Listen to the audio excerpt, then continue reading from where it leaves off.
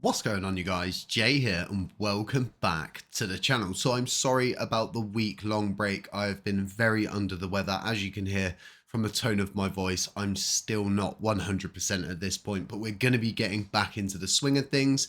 And more importantly, everything has still been going as preceded behind the scenes with Project Remedy. We're really starting to get some headway with this thing. There is an actual platform that's ready, it's built, it's working, it's functioning. And like I said, it's a two-part solution. So as we draw closer to that Q2 launch date, which is looking like it's going to be in the first week of April, so very soon, it's going to completely change the ball game. I really do believe the chain is going to prosper greatly from Project Remedy, considering it is a two-part solution. So it doesn't just solve one issue on chain, it solves many of these different underlying issues, which stem from needing a completely new user base. So I've tried to been kind of catch up with things. Like I said, I'm not 100%, I'm still under the weather, but what seems to be the talk of the town at the moment is definitely the 1.86 billion USTC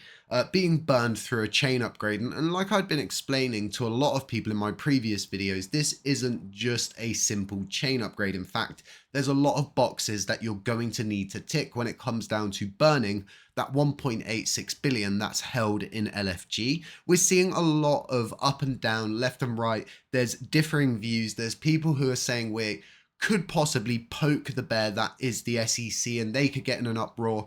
We could see delistings, and I just don't see this happening because the instructions quite clear. As I've gone over many times with the first signaling proposal, the second signaling proposal, and then the amount of times we've gone through the court documents, everybody's waiting for this final answer in regards to the LFG funds, and you've had the final answer. The keys were destroyed by the SEC on handover from whoever was in control of those keys at that time, which would have been Do Kwon. And the whole reason the final judgment went ahead was because TFL and Do Kwon had obliged every single obligation that was put in front of them. So again, do I believe we're going to be awakening a bear? Absolutely not. The SEC are going through a massive reshape, and they're getting rid of, I think it's around 70% of their staff. If you really think that the SEC are going to come after us for more or less going in and handling coins that have already been dealt with, then you're greatly confused, and you need to go in and you need to read those court documents. But I get it. There's so many different validators that I'm also seeing that are being advised by their legal advisors, and I find this very peculiar because of the situation surrounding the court documents, the final answer in regards to the LFG funds, what's supposed to happen. Even Grok knows at this point that those funds can in fact burn because they're just sat there. The keys are gone. It's done. It's dusted, and we've already seen the liquidation of every other asset that was held apart from the BTC, and that actually makes the most sense at this point. Why would the government or the SEC sell that majority of that BTC when there's still payouts to be made, right? So they're going to want to try and get the most bang for their buck, i.e. all of the investors that are trying to be made whole again. Now, with all of this being said, right, are the Terraform crypto assets part of the liquidation heat map? No. That's why they were not liquidated to begin with. That's why we saw the AVAX liquidated, the BNB liquidated, and still remains the Terraform cryptocurrency assets. Something that I think is very good for everybody, that as a validator, I actually give you a lot of explanations leading up to these kind of things. I go over the ins and outs, and it's really down to you guys to come tune into these videos, share it with other people so they can stay informed as well. That's why I do these videos even when I'm sick at this moment in time and still not feeling 100%. Still trying to get these content packages together. And I must admit, I tried to record a video on Friday and it was just horrendous, guys. So again, I am so sorry for the blip in content, but again, I'm not very well. So you've probably noticed the proposal's not doing too bad, but it's also not doing too great. Obviously, we've got a huge amount of validators that are simply abstaining from this process. A lot of people are saying, Jay, how come you've abstained from the process? And a lot of you do know this, but for those of you who don't, if I now go and vote yes on my own proposal, all nodes will change their vote from an abstain to a no to punish me. There is no rule that's been written into the blockchain. There's been no governance rule passed that states you can't vote yes to your own proposal. You can't support your own proposal. But again, all nodes can punish all of us. So it's kind of like being at military boot camp and all nodes is a staff sergeant and saying, well, if you do this, I'm just going to punish everybody else. And then everybody else will hate you and it's going to be all your fault. Essentially, it's a bit of a dictatorship at this point, but that's the reason why I have to abstain from this, to at least give this thing some kind of run-in chance. So if this does pass, right, guys, you're probably going to be thinking, if you don't know, what's going to happen next? There's going to be a 3-week period where we inform all of the CEXs that need to be informed. And again, we could hit a hurdle here. We could find that one of the CEXs decide not to support it, or all of the CEXs decide to not support it. The people that I trust and the people that I've spoken to and I confide in, we all believe the same thing. They're not going to do that. If we hand whoever is the gatekeeper at this time, I think, which would be Vegas, we give him the court document, we highlight the right sections that are relevant to the assets that we wish to burn. I truly believe each one of these CXs will see what we see and they'll get their actual legal teams. Not saying these validators don't have legal teams, but you know, these CXs are going to have actual legal teams that will look at this and say, is this something that we should support? Or is this something that we have more of a responsibility to prevent happening? And yeah, they can prevent it happening because they can simply decide not to support the chain upgrade. And we cannot go through with that. So again, it's all about having as much support on this as possible. A yes vote is a yes vote at the end of the day. And I truly believe they will support this as long as it's packaged together and the right information is given to them and we jump all of the hurdles that are put in front of us.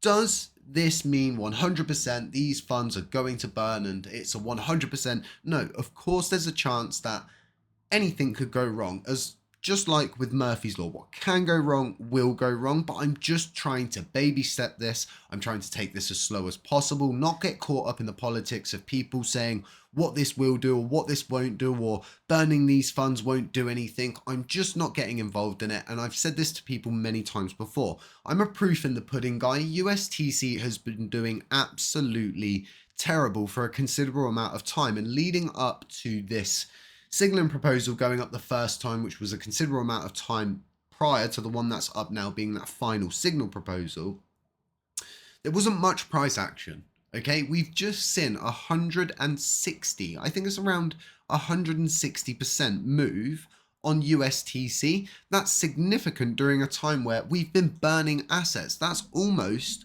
a 3x on your investment if you had caught the bottom of this. So do I think to myself that by burning these assets, nothing's going to happen? I believe the completely opposite.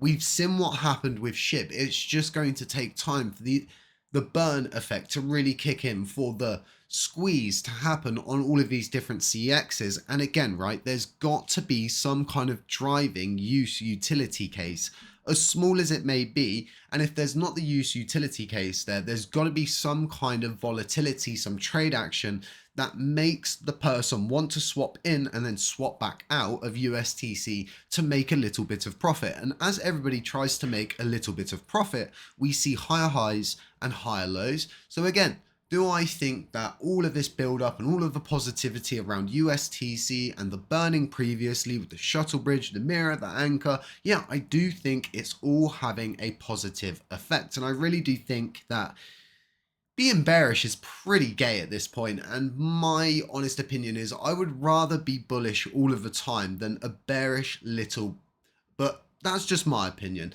I don't know how you guys feel about it. Now, hopefully, like I said, it's going to be 3 weeks. We're going to talk to the CXs, we're going to talk to Vegas, we're going to give all of the right information over, and we're hopefully going to get the thumbs up from Binance, one of the biggest LUNC burners out there at this point. If anybody's going to understand the significance of burning 1.86 billion, which is around 33% of the overall total supply, Binance is going to understand it. And anything that we can do as a community, as a blockchain, as a collective to try to elevate our position as a whole, we should do it. We should try it, because sitting still and doing nothing is doing absolutely nothing but pleasing all of the validators that more or less do nothing, because the least amount of change is beneficial for them. They don't want the tax rate to change. They don't want all of the different ins and outs. They just want it to stay the same so they can bleed it dry, and then they'll be gone. They'll have what they need, and it will be down to the rest of us to continue picking this chain up. So again, I'm not going to be sitting still. I'm not going to be listening to these people saying, don't go in and burn. You're going to upset the SEC and stuff. I don't care. We've sat still long enough. I've done my research and I understand it. There's enough support out there so far. We've got 2 days left. And if everything goes according to plan, we should see 1.86 billion USTC burn for a chain upgrade, and then we can go in and burn those last 8 wallets and get rid of that remaining 4.8%, I think it is. But yeah, guys, that's all I've got for you for now. I know it's a lot being bunched into this little video here, but I'm just trying to get you up to date on the whole process. A new proposal went out on Commonwealth, and there was no explainer video. You know, it's not been easy for you guys, but there you go. Stay safe, stay humble, stay aware, and as always, guys, I'll catch you in the next one.